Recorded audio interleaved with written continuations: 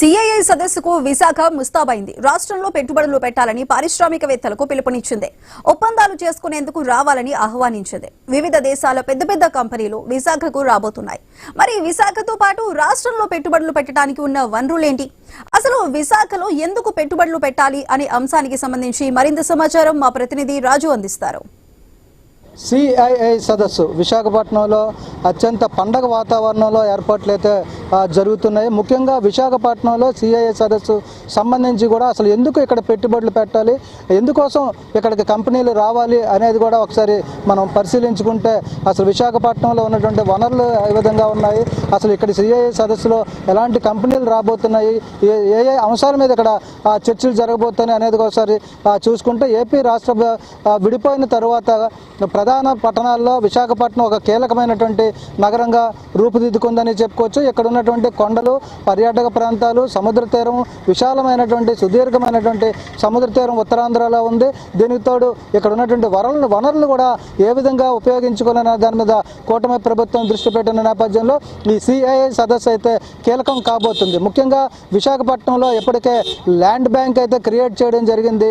అదేవిధంగా ఇక్కడికి వచ్చేటువంటి కంపెనీలకి పెట్టుబడులు పెట్టడానికి వచ్చేటువంటి కంపెనీలకి అవకాశాలు కూడా ఇచ్చే విధంగా ప్రయత్నాలు కూడా జరుగుతున్నాయి. వాళ్ళకైతే రాయితీలు కూడా ఇచ్చే ఏర్పాట్లు చేస్తూ కూడా రాష్ట్ర ప్రభుత్వం పారిశ్రామిక రంగాన్ని అభివృద్ధి చేయాలని చెప్పి ఒక నిర్ణయం తీసుకొని ఆ నిర్ణయానికి అనుగుణంగా కూడా కంపెనీలు అయితే రప్పించడం జరుగుతుంది. ఇందులో భాగంగా ఈ సిఐఐ సమ్మిట్ ఏదైతే ఉందో ఈ సిఐఐ సమ్మిట్లో 61 దేశాల నుంచి 3,000 మంది ప్రతినిధులు రాబోతున్నారు. 410 ఎంఓయూలు కూడా చేసుకునే అవకాశం కనిపిస్తుందని చెప్పి 10 లక్షల కోట్ల పెట్టుబడులు వస్తాయని చెప్పి రాష్ట్ర ప్రభుత్వం అంచనా వేస్తుంది. ఇలాంటి పరిస్థితుల్లో విశాఖపట్నంలో వనరులు ఉన్నాయి. ఒకవైపు విశాలమైనటువంటి ప్రదేశం ఉంది, అటు విజయనగరం కలుపుతూ కూడా భూ బ్యాంకును కూడా ఏర్పాటు చేయడం జరిగింది. రాయితీలు ఇవ్వడానికి సిద్ధంగా ఉంది. మరోవైపు రాష్ట్రంలో టాటా, నవయోగ కంపెనీలు ఇలాంటివి 3.5 లక్షల కోట్లతో ఇక్కడైతే పవన విద్యుత్తుకు సంబంధించి, పంపు బూస్టింగ్కి సంబంధించి ఇతర ఇంధన కంపెనీలు కూడా ఏర్పాటు చేయడం జరిగింది. మరోవైపు ఇప్పటికే గూగుల్ వస్తుంది, Adani data centre, Google data centre అంటూ కూడా ఇక్కడికి రావడం జరుగుతుంది.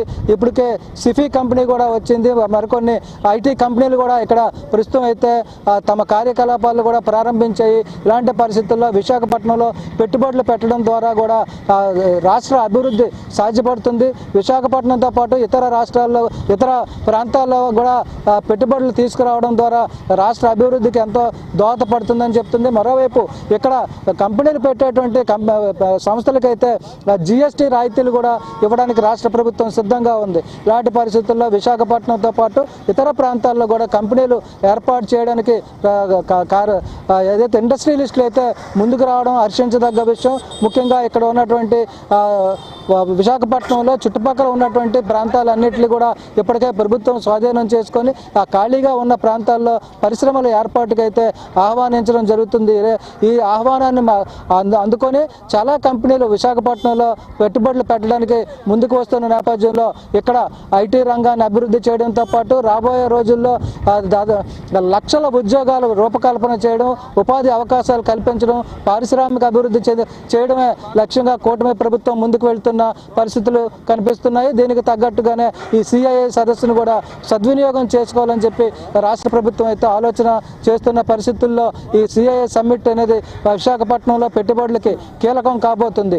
ఈ సదస్సు తర్వాత కూడా మరిన్ని కంపెనీలు అయితే ఇక్కడ పెట్టుబడి పెట్టడానికి ముందుకొచ్చే అవకాశాలు ఉన్నట్టు రాష్ట్ర ప్రభుత్వం ఆశిస్తున్న పరిస్థితి కనిపిస్తుంది. వీడియో జర్నలిస్ట్ శివతో రాజు, ఐ న్యూస్, విశాఖపట్నం.